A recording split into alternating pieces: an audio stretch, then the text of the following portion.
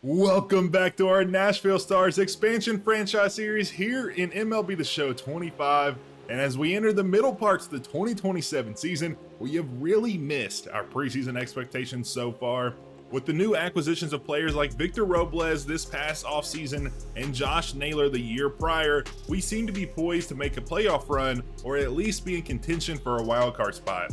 But things haven't gone our way, and on screen we can really see why. Players not delivering in clutch moments, our fielding not being good enough, and our pitching staff letting us down game after game. But shortly after last episode, we got a chance to face the Brewers at home and finally won some close games in a tight series. And we can really attribute that to the guys in the back half of our lineup and not the guys we thought that would deliver big wins at the top part of the lineup. We hope that would be a turning point for this season, but as we get back here to the home screen, we can see that the Stars are still in a major slump. Looking at the calendar, we ended last month on a little bit of a high note, taking 2 of 3 from the Phillies, our in-division rivals, but the week before we went on a 6-game skid and we just couldn't find a breaking point. We also took 2 of 3 against the Cubs, so right now we're on a 2-series win streak. Looking around our team has actually improved a lot in the hitting category. I'm very, very happy with how everybody's improving. Even Luke Riley, who was batting under 200 when we acquired him a few weeks ago, is all the way up to 233 with 11 homers as well. So if we can just keep driving our team up on the lineup, in the batting box, it'll be a very big dividends down the road. But our big issue right now is our rotation. A bunch of guys in the rotation above 5 ERA, nobody below a 3 ERA. Joey Cantillo does lead the team with a 3.86, so he's been very, very good. But players who we've had issues with throughout the last couple years, like Edward Cabrera, haven't been there for us. And even the guy we brought in the offseason, Brady Singer, has a 5.28 ERA and just hasn't really been dealing. We've moved Detmers to the relieving role. We moved Ryan into the starting rotation since he has around a 4 ERA and 53 innings of work. So he's going to get some work in the starting rotation. And we may decide to send one or both of our long relievers down to see and bring up maybe some younger guys and some names we've seen before, like Ryan Feltner. When he comes back from injury, he's been absolutely dealing. He'll probably get the call up to the majors. And then from there, it might be a decision between Andre Palante and then I don't really know who else. We don't have the overall capabilities right now for it. But Andre Palante and Ryan Feltner will probably be the 2 guys we call up to switch around with our 2 struggling relief pitchers. But now the real question is, where do we go from here? We're only 10.5 games back off the division lead. The Braves are only 1 game above 500, so it's not out of reach for us if we can pull some major comeback through the rest of the season. But that doesn't really seem feasible. So it makes probably more sense to go ahead and forego this season and look ahead to the draft and stuff like that. I don't really want to do that since we're in season 3. We've brought a lot of guys in. You can look around our depth chart. You can see that we have some good guys on the field. I mean, the right side of our field looks very, very impressive with a first baseman who's in the top 10 of players in the league. We just really haven't been able to do much with that. And as we were advancing a couple weeks, trying to figure out what we were going to do for the rest of the season, we had so many injuries occur that our mind was made up for us in a way. Johnny DeLuca, Jonathan Loaizaga, and then a couple of our top prospects down for multiple months. And then PJ Marlando's down for 6+ months with a torn Achilles tendon. So with that being said, we are going to go ahead and simulate to the draft. And this will be our draft episode for this season. So we'll get right into that, but it is pretty unfortunate that we've had so many injuries. Loaizaga just went down yesterday. DeLuca has been down for a while. He's been down with a fractured foot. We had to bring in Stone Garrett from free agency, and he's honestly not been too terrible, 241 average. He had decent stats in terms of contact and stuff like that. So we brought him in to fill in somewhat of the shoes of DeLuca, even though DeLuca was having a great season to start. So it's really unfortunate that we kind of got railroaded into just foregoing this season. But with that being said, there are a ton of things on the docket for the draft that we could come away with one of the best drafts I have ever seen. Our discovery has been amazing this season, and we have a few hidden gems we might be able to snag if we can keep them hidden for the next few weeks. So let me go ahead and get through this last week before the draft, and we'll jump straight into the 2027 MLB draft. And if things couldn't get any worse, River Ryan goes down with a minor injury. Again, it's minor inflamed nerve, but it just goes to show that we have been dealing with injuries all season long. We'll have a guy down here for a couple weeks, another guy down for a day or two. It's just been a grueling process. So hopefully we can put this on the back burner and look forward to the future, especially with this draft coming up. And as we enter the draft here, one of the things I have never seen before is a non-ranked player by the MLB being the #1 draft pick for our team overall. Johnny Dale, the right fielder out of Virginia, is slated to be the #1 draft pick by our standards. He does look very, very good. His fielding is off the charts.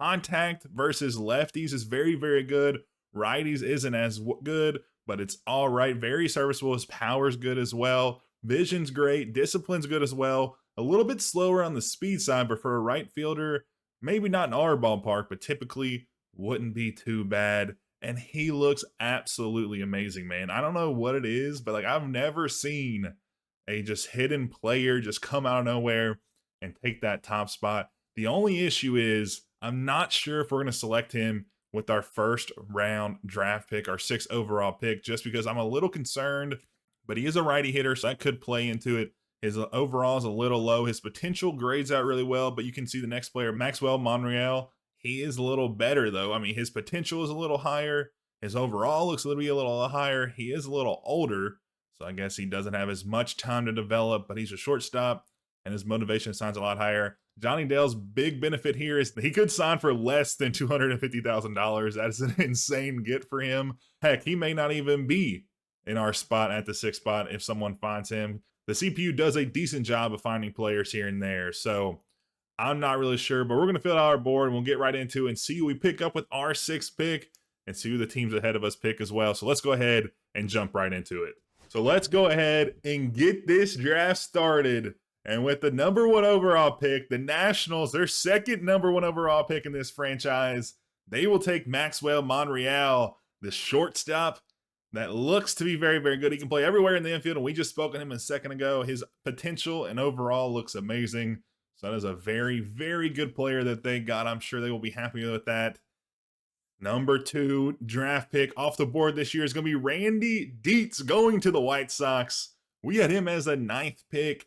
The White Sox take him a slot ahead of the MLB rankings as well. At the #2 overall pick, the righty is 22 years old, went 4 years of college, but does look very, very good. A little lower on the overall threshold, but maybe that last 10% of scouting did the White Sox well. But coming in, the 3rd overall pick here will go to the Rockies, and it's going to be Patrick Trout, which is an interesting pick. Potential looks to be all right. We didn't scout him at all, so we're not really sure. But on our board and MLB draft board, they had him as a 10th pick. So it looks like the Rockies went a little under slot value to save a few bucks. But with that out of the way, we're going to go ahead and jump to our pick and cover the other 2 picks here. So before us, the top 5 will be rounded out by Tampa Bay. They'll draft Kevin Villasmil. I'm sure I didn't pronounce that right, but that was a guy we were looking at. He was hopefully going to be another center fielder we could get, but the Rays will grab him, and he looks to be very, very good. Fielding, amazing. Speed, off the charts. Power, very, very good. A little lackluster in the contact and vision and discipline, but if you can get a big power bat out in the outfield, nobody's going to be upset about that. And then at the 5th spot, 1 slot above us is going to be Abdul McGowan. We scouted him. We don't need pitchers really, but we scout him anyways in case we kind of had to select him. Looks to be very good. Stamina, velocity, all very good. 3-pitch mix of a 4-seamer slider, 2-seam. Don't love the mix, but, you know, he's still very good. Very high potential player for sure. So let's go ahead and look at the prospects. So right off the top, Johnny Dale looks like the guy we need to get. But again, my concern is that overall number. If that overall was maybe 5 to 6 points higher both ways, I would select him in a heartbeat. We have a couple other options here. John Gleason, not going to go after him. Mike Phillips is an intriguing one. He does look to be pretty good. Power versus lefty, off the charts. Very good speed. Fielding, very lackluster. So sticking him in right field in our ballpark may not be the solution. He would probably be more of a left fielder for us. So I don't think we're going to draft him either. And then another surprise here is going to be Richard Nieve. He is a non-ranked player that we have ranked 8th overall. So we did really good in our discovery this year.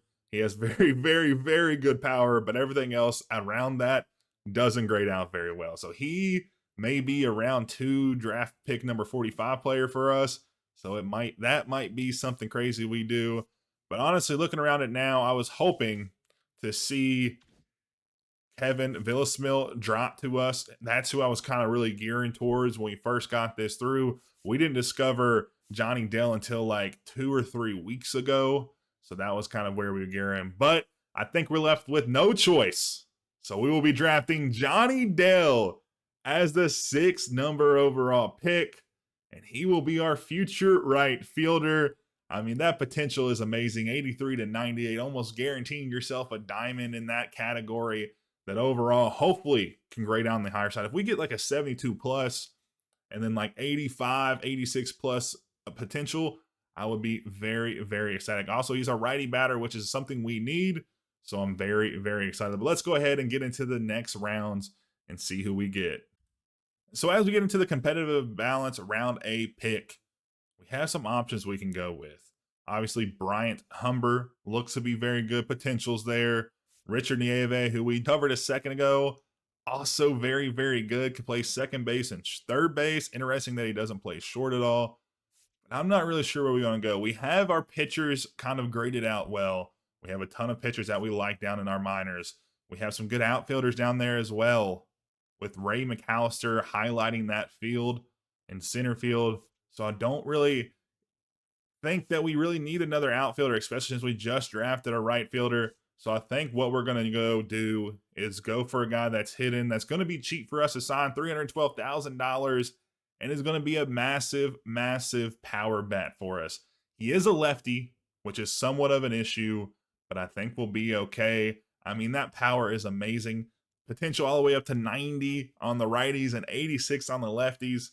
But again, his speed isn't great. Neither is his fielding. But if we can stick him at second base in the future, Colt Keith maybe moves to shortstop. If we need to move Hamilton down the line, I think this is who we're going with. Nobody else really piques my interest. The only one I would even consider here will be Bryant Humber. He doesn't grade out that well. We may try to pick him up in the next pick. I think he'll still be there. So let's go ahead and draft Richard. You know what? I literally just changed my mind. I think Richard Nieve will be there in the next pick, since I don't think anybody has him on their board.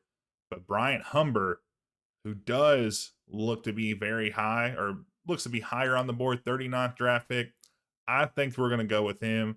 He has a very good pitch mix, 4-seam changeup, cutter, curveball.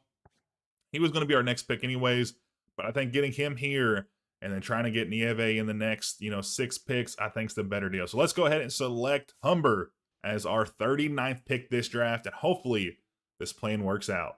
And what did I say? I called it perfectly. Richard Nieve will be on the docket still, so we're not even going to talk about it for too long because we just talked about it. He'll be our 3rd draft pick in the 45th spot, so I'm very, very excited.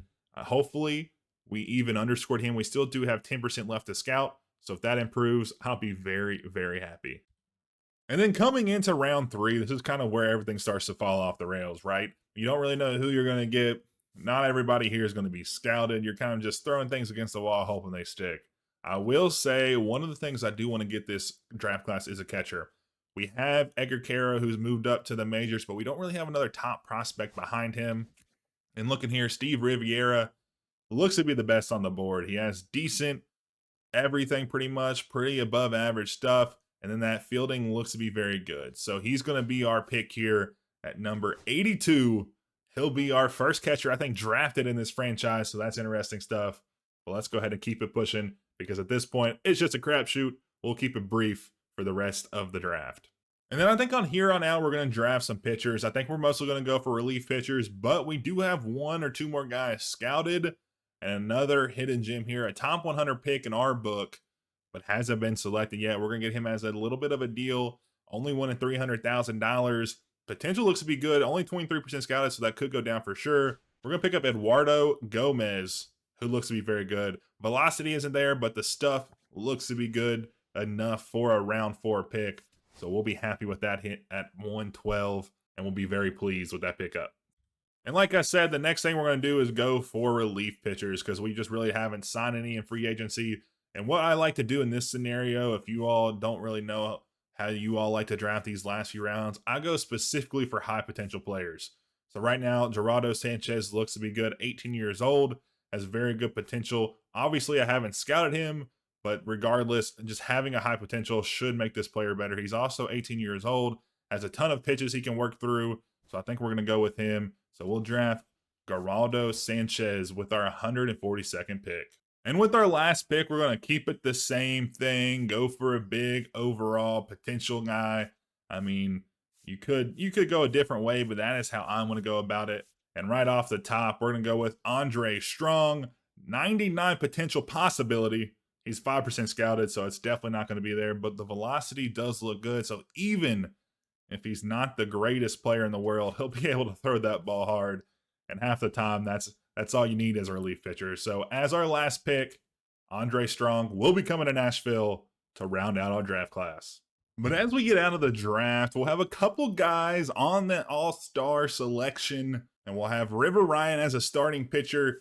We haven't really had a good starting pitching rotation this year, so it's a surprise that he's even close to 100,000 votes. But I'll have that here. And then our relief pitcher that we have on the docket is going to be Johnny Brito, who's been very, very good so far this season. We picked him up in the Rule 5 draft, probably one of our better pickups, and I think any draft possibly.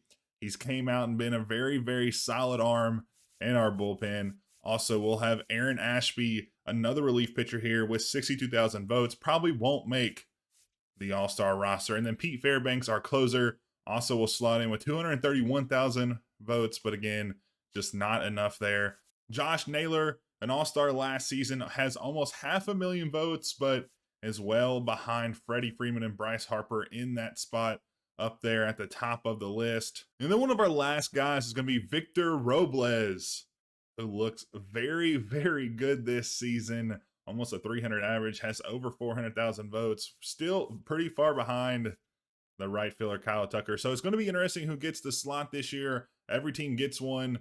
Teams can get multiple, but it'll be interesting who we get in. So let's go ahead and jump into the All-Star game and see who we get to make their appearance for our team this season. And as always, before we get into the All-Star game, I love to jump into the Home Run Derby, just kind of see who wins it.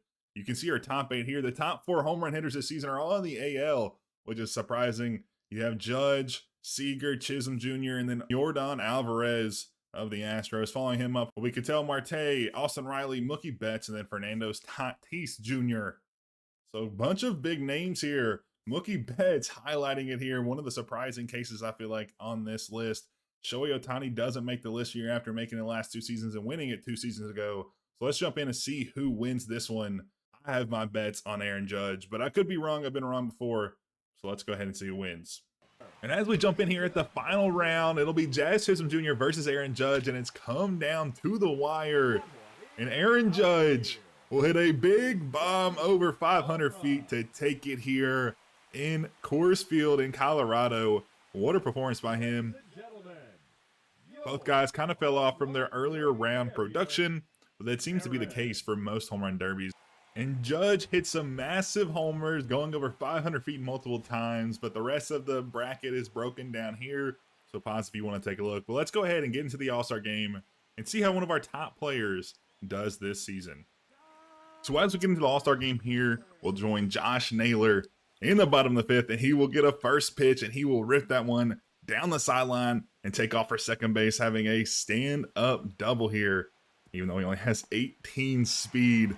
But Naylor has had a pretty rough season to start it out. He has gotten his average up to a 270 or so in the last few weeks before the All-Star game. But he started off really, really low, below 200 for the first month of the season. But here in the All-Star game, he'll go with back-to-back hits in the 5th and the 6th. And he's showing that he has the potential to be a very, very good top player in the league, one of the top first basemen. And we're really glad we signed him last season. But he won't go 3 for 3 as he strikes out in the end to end the 8th inning.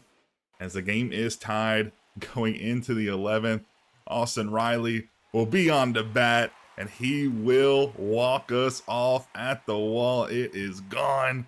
A grand slam as the NL takes the 2027 All-Star Game here in Colorado.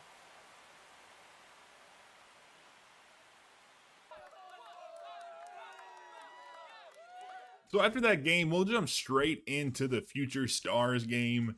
And I think we have a few guys on this list that are going to be very, very intriguing in the future. They are doing absolute great stuff. And the first man on the list is Chris Patton, man. He was a starter last year. We kind of gave him that. He was the second on the list, but he looks dominant so far this season in AAA. He moved up at the beginning of the year. I mean, a sub-4 ERA, a whip around 1.4. He's been very, very good. Only given up 5 home runs and 100 innings pitched. Has 6 quality starts. I mean, I'm very, very pleased with how he's performing so far. And he's also progressing really, really well. He's becoming a rubber arm mentality type of guy. 90 stamina. His per nines are going up. Walks and home runs are good. I would love to see that K per nine go up as well. But he's performing in all areas. He'll be the starter today for the NL Future Stars. But another player I want to highlight, and that is Ray McAllister, our first round draft pick, the 12th overall pick from last year, is going off the charts, man. He is going crazy. His contact has gone up a ton. Discipline is going crazy through the roof. Power versus righties going up. Even his speed. I don't see many people's speed progress, and he's progressed +3 in that category. But looking at his stats, he's going nuclear, man. I mean, 218 at bat. He didn't start the year with a AA team, but we brought him in about 2 weeks later. He has 14 homers, 47 RBIs, 32 walks, and he struck out 46 times. So he's striking out a little bit more than we like to see. But that doesn't matter because he's hitting 326, a 417 on-base percentage with a 555 slugging and a 972 OPS. Almost 1,000 OPS in AA. He should be making the move to AAA soon. He might make it after this game specifically. He's going to be very, very good. He's only had 1 error. He's a 3.7 WAR player. He's been absolutely off the charts. Already at 72 overall when he started the season at 68. And I am super, super excited about his future prospects, man. He will more than likely start the season on the Major League roster next year. And if anything doesn't happen, it's probably because we're trying to manipulate his service time because we want him around for a very, very long time. So we're going to highlight our 2 guys and see if they can produce like they have been all season. But as we get into this one, Chris Patton will take the bump to start the game. You can see his stats on screen. His strikeout rate is a little low, only a little under double what the walk rate is, but he keeps the walk under 10%, so it is perfectly fine. And there we go, the first out of his start as a future star here. He will get a ground out. He's kind of shown that he is really more of a ground out pitcher than a strikeout pitcher. Here again, back-to-back ground balls, both for outs to start this game off. And that's not too bad. He's only given up 5 home runs and over 100 innings of work. But it doesn't mean he can't strike him out as he punches one out there to end the first inning. As McAllister will come up to bat with a runner on second in the 3-hole. Looking at his average, he's hitting 326. Almost 1,000 OPS with 14 homers. And the third pitch he will see will be a double into the left field wall. And it'll score 1 as the tie is broken here in the bottom of the first by Ray McAllister, our second top prospect. I think he's the 20th prospect ranked in all of MLB. But Patton gets a dribbler back to him, but he'll hold on to it. Wasn't balanced enough to make a good throw. So that'll be the first runner on, but it will be counted as an error. But it doesn't matter as Collado Rivera to first base will get the double play to end the inning. And then I'll go 2 scoreless for Patton up in the third now. Second out of the inning will be a strikeout on that dominant slider that Patton has. Probably his best pitch next to his fastball as he gets a ton of swing and misses with it. And to end the third will be a simple fly out, a ton of weak contact for Patton this game. He'll go 3 innings, no hit, as Ray McAllister comes up in the 6th to strike out. Unfortunate for him, 1 for 4 days, so not too terrible, but not the greatest performance either. But Patton will stay on to get the win. David Collado, 4 for 5, but 2 doubles and 2 RBIs will be the player of the game. Would love to have seen our guy there, but it just wasn't happening today. And as we get out of All-Star Weekend, we were showing some great stuff by a lot of our players. Josh Naylor went off. Chris Patton went no hit through 3 innings. Very, very good stuff from our young guys. I'm super, super excited about our minor league system. It looks like it's going to be off the rails, and we had another good draft this season. So I'm very, very poised for the rest of this franchise. But here we are right after the All-Star break. We'll take a look at the league updates, and we are 15 and a half games back off the lead in the division, and probably even more so off the wild card. No, we're 13 games back off the wild card. And like I was saying at the beginning of this episode, we've kind of moved on past this year. So going into the next episode, that will be the last part of this season.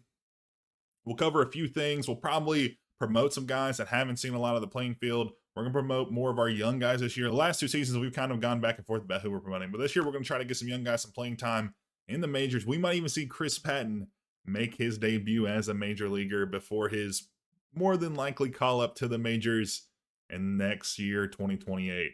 But I hope y'all enjoyed. I hope y'all enjoyed the draft. I'm super, super excited about the guys we pulled in. We'll take a look at what they look like next episode. And don't forget to like and subscribe below. It helps out the channel a ton. If you all could do that for me, guys, I appreciate it.